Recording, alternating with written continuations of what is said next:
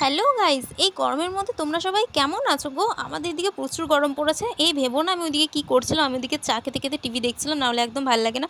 তারপর আমি যখন রুমে আসি তখন দেখছি ম্যাও বসে আছে। ম্যাও আমার ঘুম ভাঙানোর জন্য একদম এখানে ফার্স্ট মর্নিংয়ে উঠে একদম বসে থাকবে। তো আমি যেহেতু উঠে গেছি সেহেতু এ তো আর এখানে থাকবে না। ওই দেখো আমাকে দেখা মাত্রই ও চলে গেছে। বললাম না ও থাকবে না আমি উঠে গেলে। তারপর আমি একটু বাইরের দিকে চলে এলাম। যা ঠান্ডা আমাদের এদিকে পড়েছে বুঝতেই তো পারছো, ঠান্ডাতে বাড়িতে থাকা যাচ্ছে না, সেই জন্য আমি চলে এলাম আর একটা নতুন ফ্রিজ কেনার জন্য। হ্যাঁ গাইজ, আমার নতুন ফ্রিজ দেখো কোনটা ভালো লাগছে, আমার তো সবগুলোই ভালো লাগছে।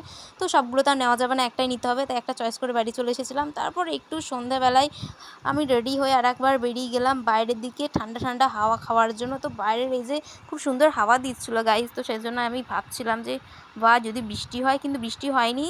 আর আমার ফ্রিজের দিকে মনটা পড়েছিল যে ফ্রিজ কখন আসবে। তো যাই হোক, আমি একটু শপিং মলে চলে গেছিলাম, কিছু কেনাকাটা করার ছিল, তো ওখান থেকে আমি কিছু জিনিসপত্র নিয়ে নিয়েছিলাম। কিছু জিনিস